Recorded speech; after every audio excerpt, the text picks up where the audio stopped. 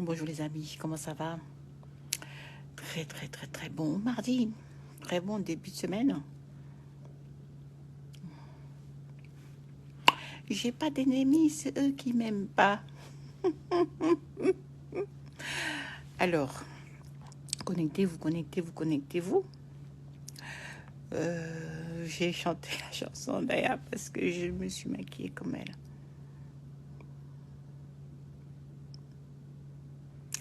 Connectez-vous, connectez-vous. Alors, si tu regardes la vidéo en replay, tu mets replay. Si tu regardes la vidéo en live, tu mets live. Aujourd'hui, parlons un peu de... Alors, parlons un peu de la peur de réussir parce que des fois, on croit qu'on a peur de l'échec.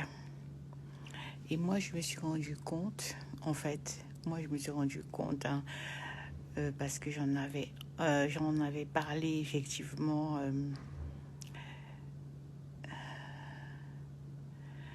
J'en avais parlé. J'en avais parlé à un de mes mentors. Et donc, je m'étais rendu compte que moi, j'avais peur, enfin, qu'il pouvait exister aussi la peur de réussir. C'est-à-dire que je ne m'étais pas encore rendu compte jusqu'à ce que, effectivement, on m'en parle. Parce que, effectivement, ce qui m'avait fait prendre en compte cela, c'était que lorsque j'ai compris que, effectivement, dans les explications, que on peut avoir peur de changer.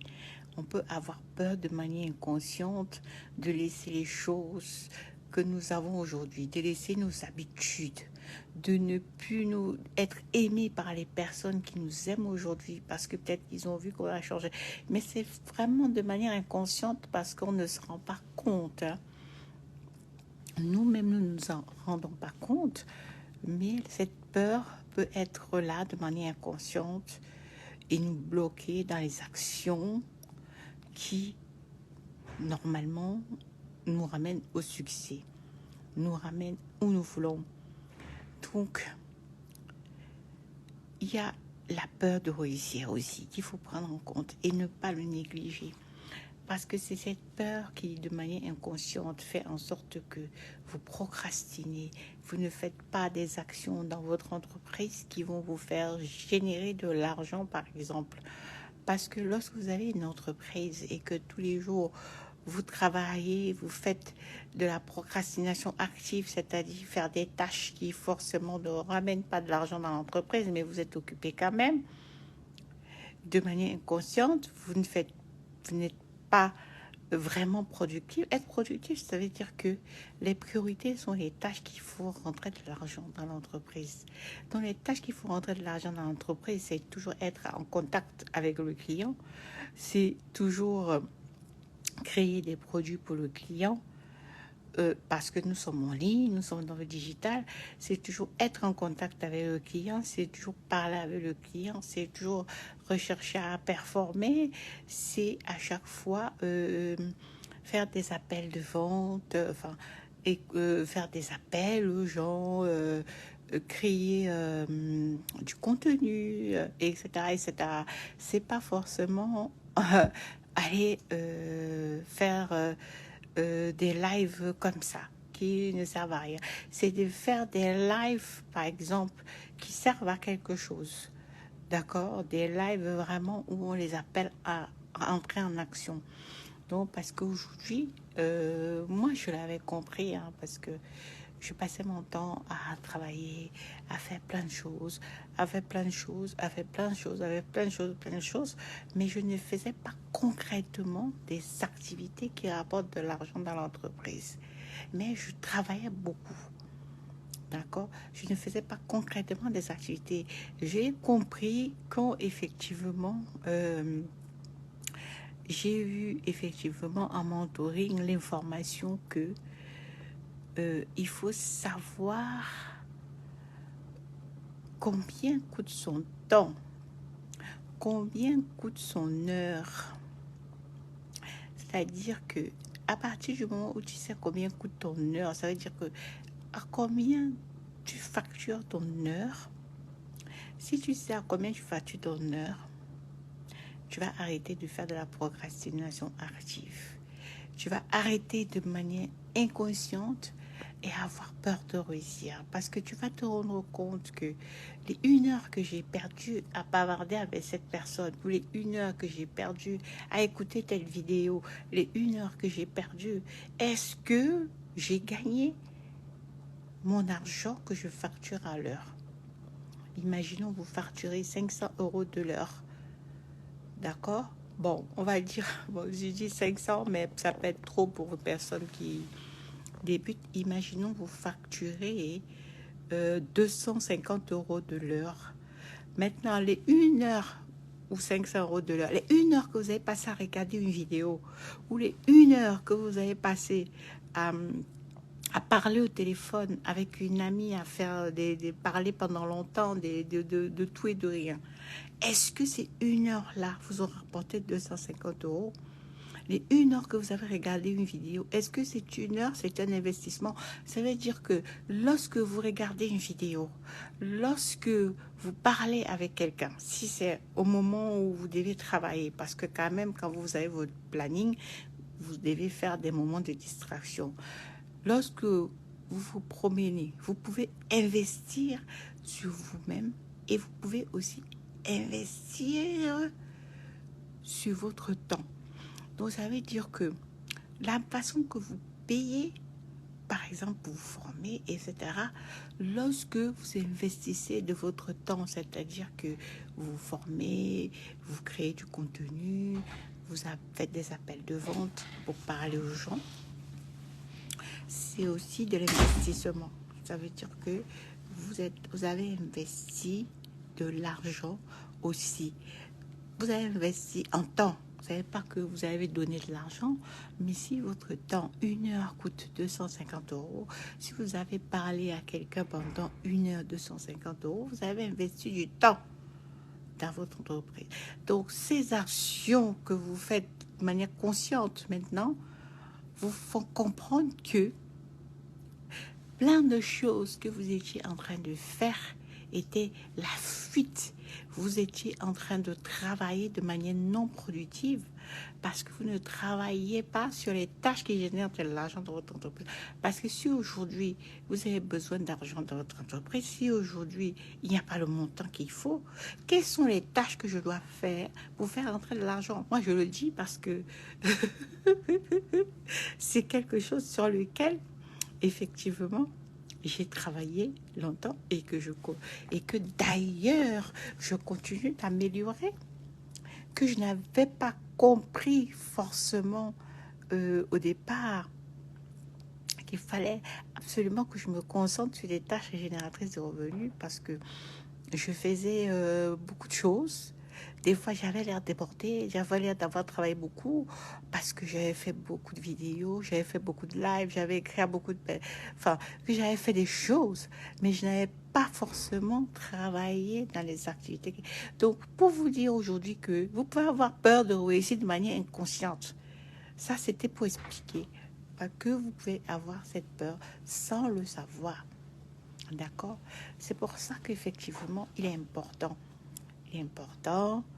de travailler sur le développement, votre développement de plein potentiel. Ça veut dire que vous devez faire une routine matinale tous les jours. Quand vous vous levez le matin, vous devez essayer de faire une méditation, vous devez essayer de faire de la gratitude, vous devez essayer de faire votre plan de la journée. Qu'est-ce que je veux cette journée? Il y a des petites choses que lorsque vous allez faire, vous allez écrire, et surtout le planning. Moi, ce qui m'a aidé, oh là là, ce qui m'a aidé, c'est d'apprendre à optimiser mon planning parce que j'avais une longue liste et je n'arrivais jamais à faire tout ce qui était sur ma liste. Maintenant, dès que j'ai appris à optimiser mon planning, à savoir qu'il y a des tâches en priorité qu'il faut faire, d'accord? Ces tâches-là qui étaient sur les A plus 1 et tout, elle devait être faite. Elle doit être faite. Au fur et à mesure, ça améliore ma productivité. Le planning est important, effectivement, et aussi Le travail en amont est important, c'est-à-dire le travail en 5e dimension. Ça veut dire que vous avez programmé, vous avez fait la gratitude, vous avez fait les affirmations. Les affirmations, c'est ce que vous voulez de votre journée. La parole est vivante, la parole est tout. Donc, tous les jours, on doit se lever, effectivement, en disant, en proclamant haut et fort ce qu'on veut, en imaginant ce qu'on veut. Si on a rendez-vous avec quelqu'un, on imagine comment ça va se passer. On peut même écrire. Ça nous permet de visualiser et de donner effectivement la route. Parce que c'est nous qui créons. Et nous créons par la pensée et l'écriture. Le mindset est très important parce que c'est le mindset qui fait que même si vous ne savez pas encore comment, si vous avez la volonté d'y arriver, si vous avez la volonté de réussir, vous allez être dans l'énergie qui va attirer sur votre chemin les personnes qui vont vous aider et qui vont vous amener à réussir. Ça veut dire que le plus important, c'est vraiment de savoir ce qu'on veut. Qu'est-ce que je veux? Où je veux aller? D'ailleurs, pourquoi dans mon groupe Entrepreneurs d'Exception, j'ai donné un exercice très capital. Je vous ai demandé votre schéma de vie, votre tableau visuel sur les 10 ans. C'est exprès. J'ai donné cet exercice-là. La personne qui le fait, vous verrez ce que ça va vous entraîner. Vous allez déjà commencer à voir des pépites qui vont sortir du fait que vous savez déjà ce que vous voulez, où vous voulez être dans 10 ans, ce que vous voulez faire, quelles sont les personnes que vous voulez sur votre chemin, avec lesquelles vous devez être en contact, qui vont vous aider. Dans le fait déjà de vous imaginer, de vous projeter, d'imaginer ce que vous voulez dans 10 ans, ça vous fait déjà faire un travail de création énorme. C'est là, quand on vous dit que vous avez le pouvoir et que vous êtes créateur de votre vie, c'est par la pensée. C'est déjà en osant rêver. Vous êtes illimité. Et dans ce monde multidimensionnel de tous les possibles, vous pouvez vous positionner. Même si vous ne savez pas comment rêver et rêver grand. Parce que le seul pouvoir que Dieu vous a donné, c'est ce pouvoir, le pouvoir du rêve, le pouvoir de la parole, le pouvoir de la réalisation. Il vous a déjà donné. Il nous aime tellement qu'il nous a créés à son image et qu'il nous a dit, allez et faites. C'est-à-dire que quand je dis allez et faites, je pense à Jésus-Christ, qui est le grand maître.